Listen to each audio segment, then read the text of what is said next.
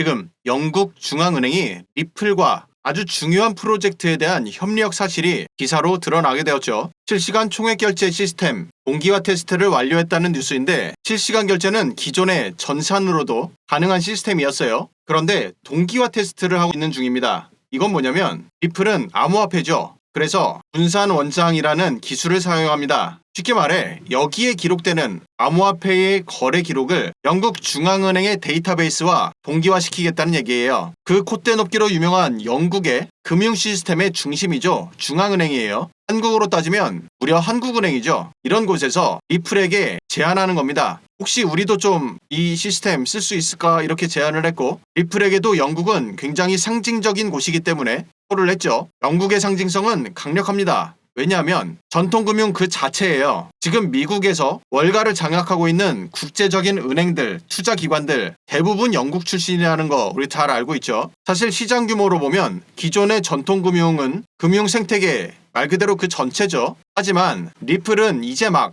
혁신을 시도하고 있는 단계이기 때문에 전통금융들이 결국 리플 시스템으로 넘어올 수밖에 없는 효율성들로 중무장하고 있는 겁니다. 어차피 넘어오게 될 거고, 혁신 경쟁에서 우위를 갖고자 하는 전통금융기관들은 보다 더 빨리 넘어오겠죠. 그렇기 때문에 영국에 무려 중앙은행이 넘어온다는 것은 되게 중요한 이정표가 될 거예요. 그렇기 때문에 이 내용 시장에서 아주 열렬하게 반응하고 있는 겁니다. 그것이 차트에도 고스란히 드러나고 있죠. 이번 랠리를 통해 화려하게 상승한 이후 이때의 고점을 지켜내지 못하고 결국 하락이 시작되었죠. 여러분들이 하락하는 차트를 볼 때 제일 중요하게 봐야 되는 건 뭐냐면 저점이 얼만큼 낮아지는가입니다. 이번 고점에서부터 저점이 큰 폭으로 낮아지다가 이번에 저점을 정확히 받쳐내고 있는 모양이죠. 그러면서 검정색 장기 이동 평균을 이번에 살짝 상승 돌파하고 다시금 가격이 오를지 어떨지 여부를 결정하고 있는 단계입니다. 그런데 조금 더 확대해서 살펴보면 장기 이동 평균의 상승 돌파는 이때도 그리고 이때도 있었죠. 하지만 큰 폭으로 하락했습니다. 그러다 보니 이번 돌파에서 사람들은 걱정을 할 거예요. 원래대로라면 검정색 이동평균의 상승 돌파는 곧 가격의 상승을 의미하는 것이 맞겠으나 앞서 두 번에 걸쳐 선례가 있다 보니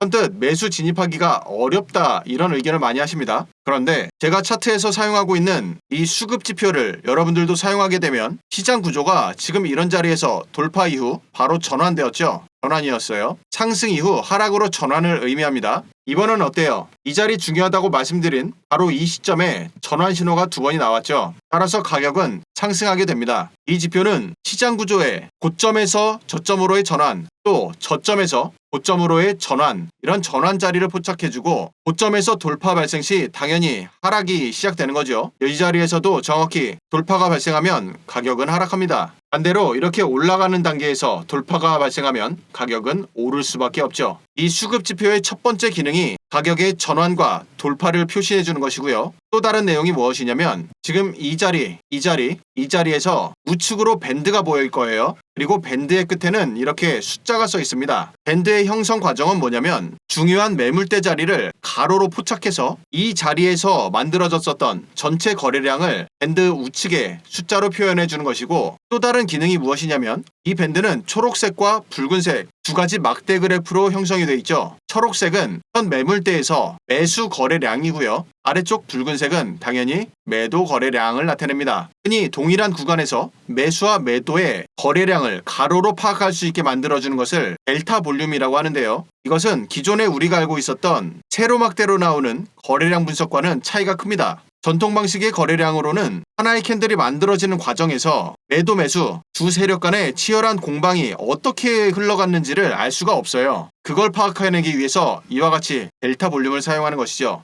그리고 이 델타 볼륨 분석법을 사용하게 되면 굉장히 중요한 내용을 포착할 수가 있는데요. 지금처럼 가격이 하락하게 되면 하락하는 첫 번째 고점에서는 이 자리죠. 여기에서 매물대가 포착이 되고요. 그리고 하락 중 반등하는 고점에서 매물대가 잡힙니다. 항상 이래요. 따라서 하락하는 저점에서 지금처럼 매물대가 잡히게 되면 그것은 시장 추세가 역전되어서 이렇게 전환 신호가 반드시 발생하게 됩니다. 이 전환 신호 여기서 포착하게 되면 정직하게 매수하시면 됩니다. 그러면 가격은 오르게 돼요. 이게 이 구간만 이러냐? 아닙니다. 직전 구간도 동일하게 살펴보면 가격이 큰 폭으로 내리는 단계예요. 방금 살펴본 것처럼 반등의 고점에서 매물대가 계속해서 잡히죠. 이런 자리에서 매물대 안 잡힙니다. 이런 자리는 무조건 돌파만 나와요. 하락하는 추세에서는 항상 마찬가지입니다. 박스권 이후 다시 가격이 하락하죠. 역시 마찬가지예요. 반등의 고점에서만 매물대가 포착됩니다. 그랬던 차트가 지금 이 자리에서 처음으로 하락하는 저점에서 매물대가 잡히게 되었죠. 그것도 앞서의 숫자들을 보면 6,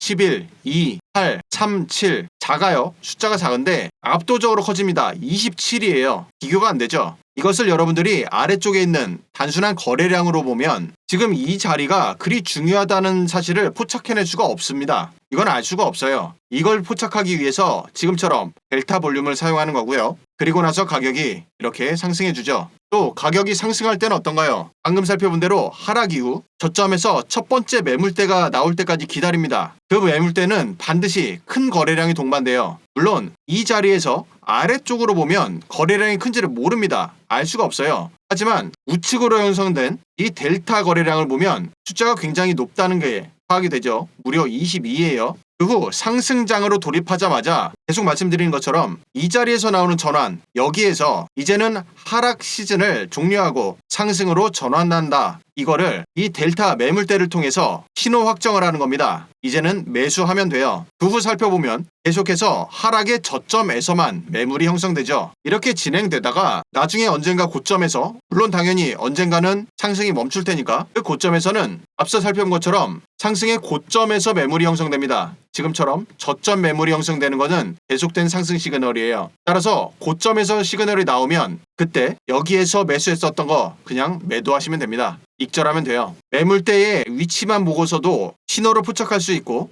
그거를 친절하게 이렇게 추세 전환 자리까지 안내를 해줍니다. 여러분들 매매를 쉽게 만들어주는 수급지표, 현재 여러분들께 무료로 제공해드리고 있는데요. 신청을 원하시는 분들은 지금 보고 있는 영상 밑으로 내려보시면 첫 번째 댓글 안에 카카오톡 링크가 있죠. 이 파란색 글씨, 이걸 누르시면 카카오톡 대화창으로 연결이 되고 대화창 안에 숫자 6번 그리고 수급지표라고 메시지 남겨주시면 한 분 한 분 확인하고 곧바로 안내해 드리고요. 신청하신 분들께는 이렇게 지표의 소스 코드가 담긴 텍스트 파일을 제공해 드립니다. 받고 나면 전체 선택하고 복사한 다음 차트 하단에 파일 에디터라고 있죠. 이걸 누르고 들어가 보면 아래쪽에 하얀색 공터가 있어요. 이 자리에다가 방금 복사했던 거를 붙여넣기 하시면 되고 마지막으로 우측에 보면 차트에 넣기라고 있죠. 얘를 눌러주면 됩니다. 그러면 오늘 계속 살펴봤던 수급 지표가 여러분들 차트에도 정상 적용되는 걸 확인할 수가 있고 이 방법으로 차트를 사용하게 되면 해당 지표를 평생 무료로 사용할 수 있다는 장점이 있습니다. 아무쪼록 여러분들도 매매를 편안하게 만들어주는 이 수급 지표 직접 차트에 적용해서 곧 다가오는 두 번째 시즌 빠르게 준비하시길 바랍니다. 오늘 영상 여기서 마치도록 하죠. 시청해주셔서 고맙습니다.